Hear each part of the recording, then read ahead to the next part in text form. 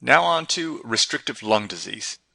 As we mentioned just a couple of moments ago, restrictive lung disease has its own characteristic pattern on pulmonary function testing.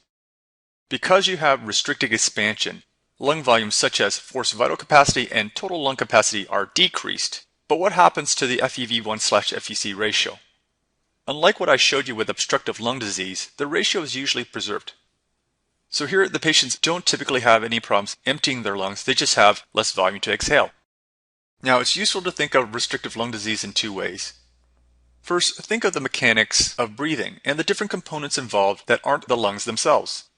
There may be conditions that affect the respiratory muscles such as poliomyasthenia gravis, or you may have conditions that physically restrict the volume capacity of the lungs such as scoliosis and morbid obesity, which is really one of the more common causes of restrictive lung disease. Interstitial lung diseases, which affect the lung parenchyma, are restrictive lung diseases that also negatively impact the diffusion capacity of the lungs, specifically lower DLCO. ARDS and neonatal respiratory distress syndrome, which we will discuss shortly, both fall into this category, as do pneumoconiosis. There are also a bunch of drugs that can cause direct lung toxicity, fibrosis, and therefore restrictive disease. Can you think of any other in addition to these three? So to this list, I would also add nitrofurantoin, cyclophosphamide, and methotrexate. And finally, here's a gross path image showing the honeycombing, that's typical of usual interstitial pneumonia, also sometimes called idiopathic pulmonary fibrosis. As I mentioned a moment ago, pneumoconiosis are a type of interstitial lung disease that can give you a restrictive disease pattern. Here, the pathology involves some sort of change to the normal lung parenchyma as a result of exposure and response to foreign substances. Coal miners' pneumoconiosis, or black lung, is obviously associated with exposure to coal and its byproducts. The inflammation and fibrosis typically affects the upper lobes. You can also see something called Kaplan syndrome. And what's that? Well, Kaplan syndrome is a mix of rheumatoid arthritis and pneumoconiosis in people with intrapulmonary nodules seen on chest X-ray in a homogeneous pattern. Silicosis is also known as Potter's rot or Grinder's disease. This is associated with exposure to the byproducts of mining such as foundries and sandblasting. In this disease process, the presence of silica causes the production of hydrogen peroxide and other oxygen radicals that damage the lung tissue. Alveolar macrophages take up these particles and release cytokines such as TNF-alpha, IL-1, and leukotriene B4, which can all lead to fibrosis. Silicosis is also associated with TB, which is board testable. Now, can you explain to me why that is without looking at the book? Alright, this is thought to be due to the silicone inhibiting the phagolysosomes and impairing the macrophages in people at risk for TB. Other complications of silicosis include cor pulmonale and Kaplan syndrome, as just discussed. Asbestosis is perhaps the best known pneumoconiosis, especially because of all those late night commercials. Attention! If you or a loved one have been diagnosed with mesothelioma, you may be entitled to financial compensation. Of course, the lawyers left out bronchojugular carcinoma, which is certainly associated with asbestosis. So what is asbestos? Well, it's a silicate mineral that was used for a lot of things, including insulation, fireproofing, and soundproofing. Therefore, you would typically see exposure in such industries as shipbuilding, roofing, plumbing, and so forth. Unfortunately, exposure classically causes these calcified pleural plaques. And in particular, these straight fibers are more carcinogenic than the curved ones. Now, unlike the other pneumoconiosis that we just talked about, asbestosis typically affects the lower lungs. Here we see some asbestos bodies.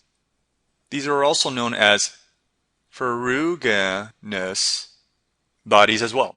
And basically they're asbestos fibers that developed a ferritin protein coat with a dumbbell or beaded appearance. Alright, remember from our discussion of pulmonary physiology that surfactant is produced by type 2 pneumocytes, and that surfactant itself is important for decreasing alveolar surface tension, increasing lung compliance, and therefore decreasing the work of breathing. So the importance of surfactant is highlighted in neonatal respiratory distress syndrome, where the pathology is related to the neonate's lack of surfactant. This deficiency is due to the immaturity of the neonate's lung, which leads to increased surface tension, decreased compliance, increased work of breathing, and alveolar collapse. Preterm infants, especially those younger than 35 weeks, are at higher risk. Other risk factors include diabetes and C-section. A key marker of lung maturity is the lecithin to sphingomyelin ratio in the amniotic fluid. Lecithin is essentially dipalmitoyl phosphatidylcholine.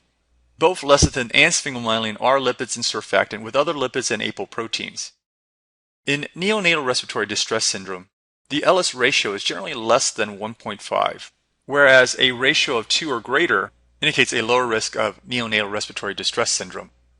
Now, survival tends to be poor in neonates younger than 24 weeks.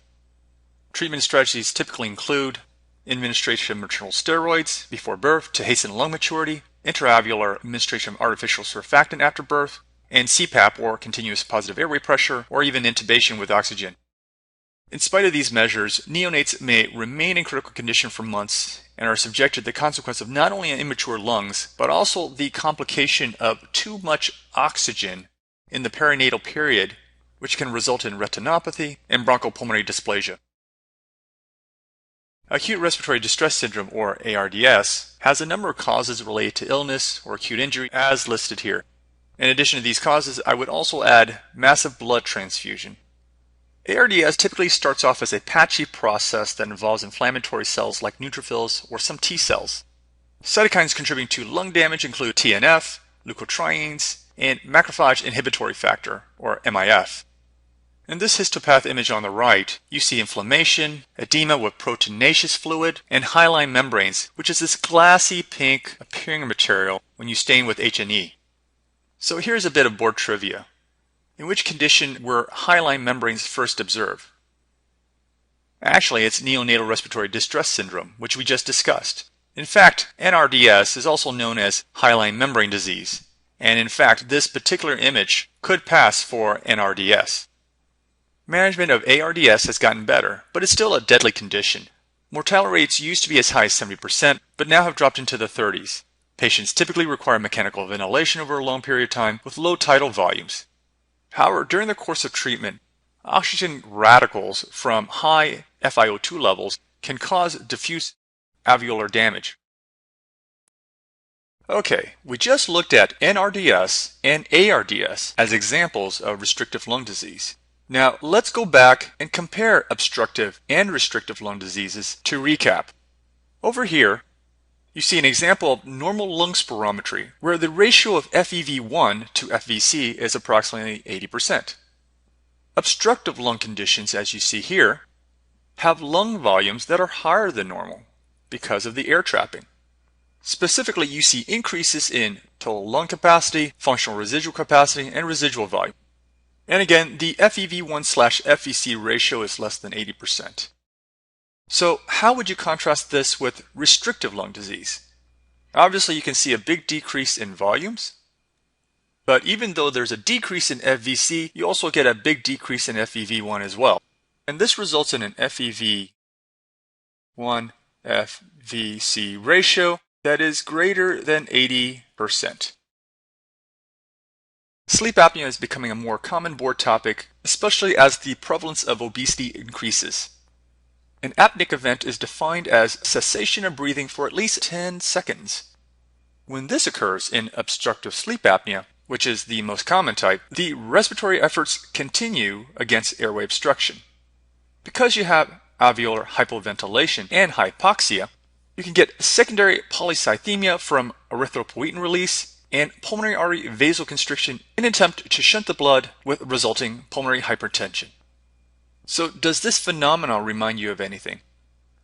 Well, it should make you think of COPD, which we just talked about, where you see the same complications. You can also see some right heart strain, as well as the development of associated arrhythmias. So the risk of sudden death is very real for these patients with sleep apnea. Now, even before this, however, are the symptoms of chronic fatigue. So keep in mind the 3 S's for obstructive sleep apnea, which includes snoring, sleepiness, and then finally, significant other who is witnessing the sleep apneas. Central sleep apnea is less common and involves the absence of respiratory effort due to a failure of stimuli from brainstem command centers. Well, what causes sleep apnea? Well, things to keep in mind include narcotics, bad heart, renal failure, or a recent ascent to high altitudes. Now, in terms of treating sleep apnea, you can consider weight loss, continuous positive airway pressure, or airway revision for obstructive sleep apnea. And with central sleep apnea, you have to treat the underlying pathology, in addition to supportive care with CPAP.